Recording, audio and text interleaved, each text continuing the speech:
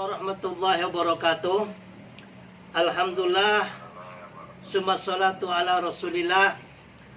Dengan memanjatkan puji syukur kehadirat Tuhan Yang Maha Esa, tanpa terasa lebih dari 3 jam kita berdiskusi bersama untuk permasalahan bangsa dan negara kita,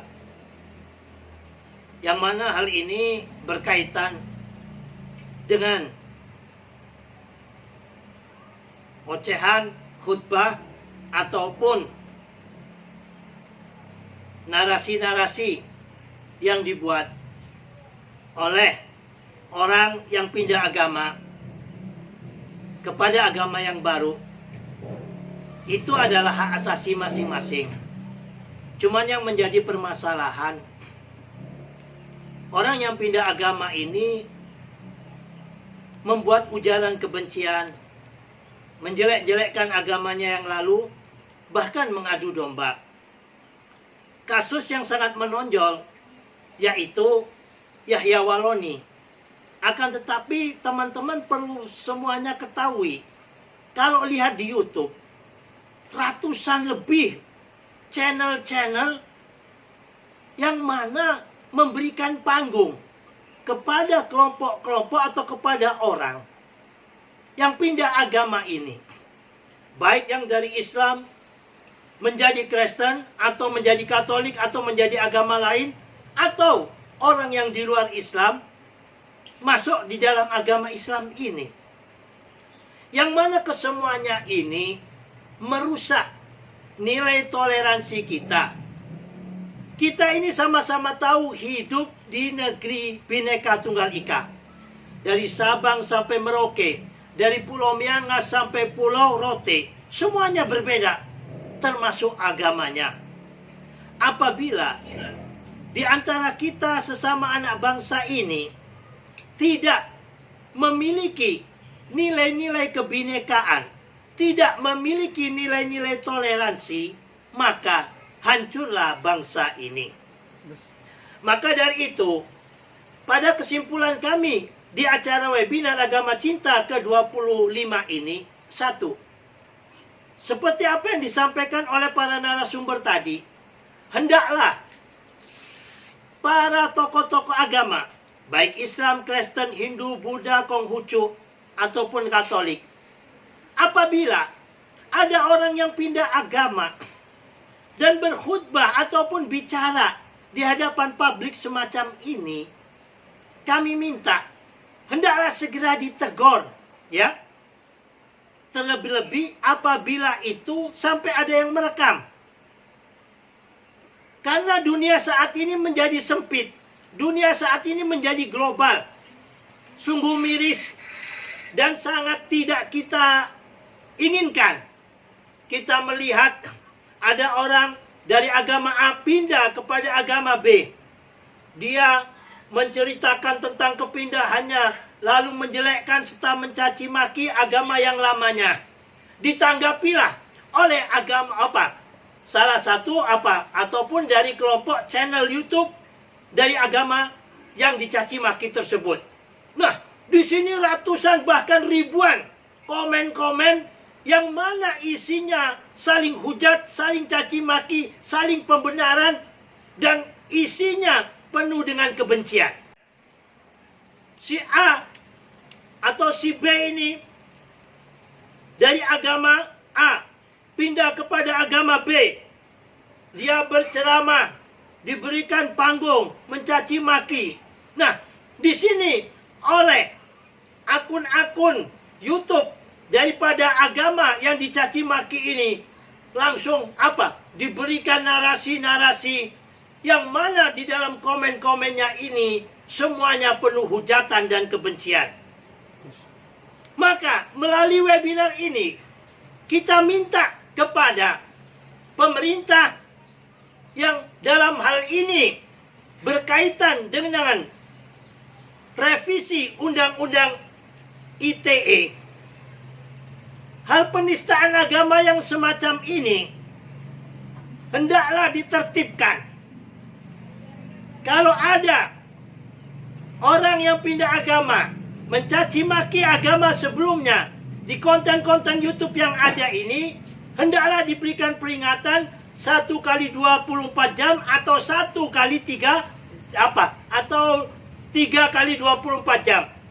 Apabila tidak menutup konten tersebut atau menghapusnya, hendaklah pemerintah ataupun yang sekarang ini lagi dihidupkan oleh Kapolri yang baru, yaitu polisi virtual, untuk menutup konten-konten tersebut. Masalahnya apa?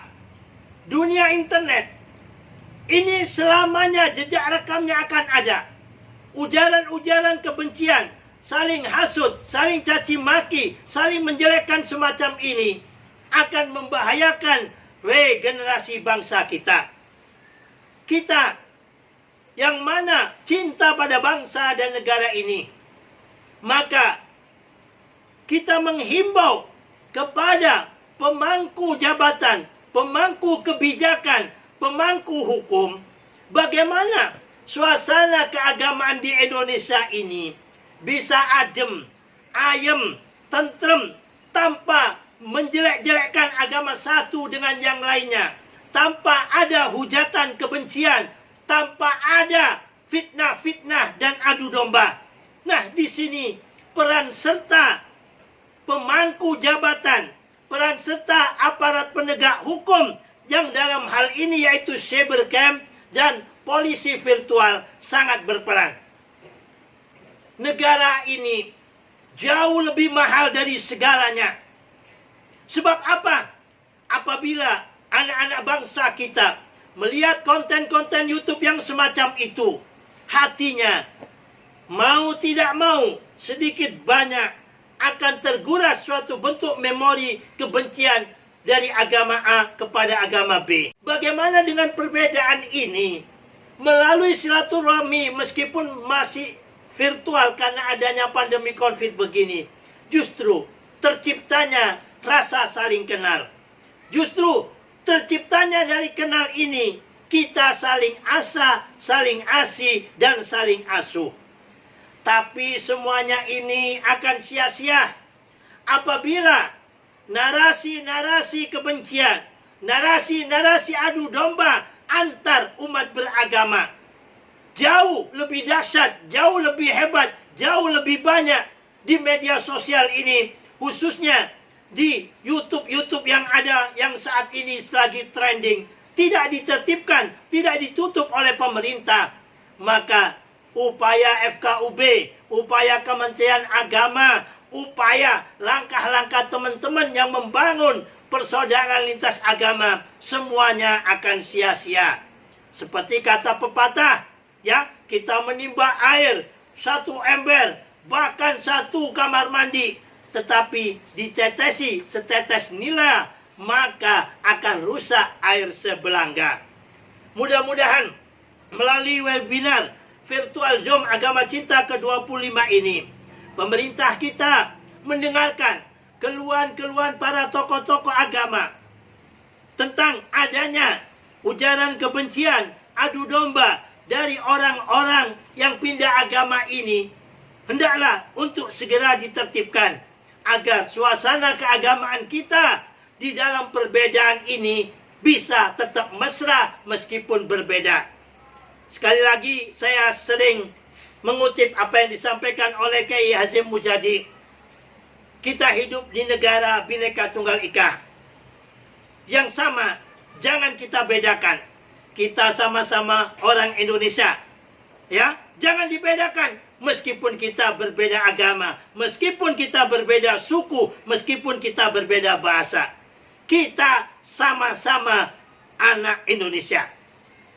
Kita sama-sama beragama. Kita sama-sama menyembah Tuhan.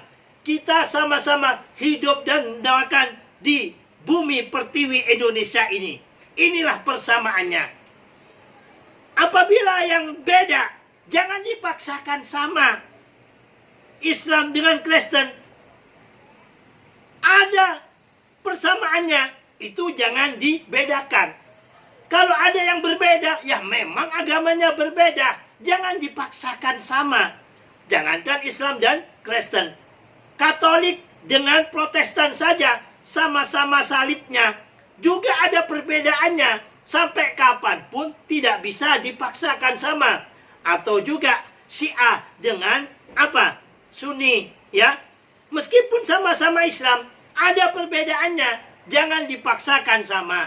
Yang penting, bagaimana di dalam perbedaan ini kita saling menghormati, ya. Di dalam perbedaan ini, bagaimana kita saling menyayangi. Di dalam perbedaan ini, bagaimana kita bisa saling gotong royong. Bunga ini berwarna merah, tidak bisa dipaksakan untuk berwarna hijau. Begitu juga bunga ini berwarna ungu, ya. Tidak bisa dipaksakan untuk menjadi kuning. Bagaimana kita satukan dalam vas Indonesia, dalam rumah besar Indonesia. Ini Konghucu, ini Hindu, ini Buddha, ini Islam, ini Kristen.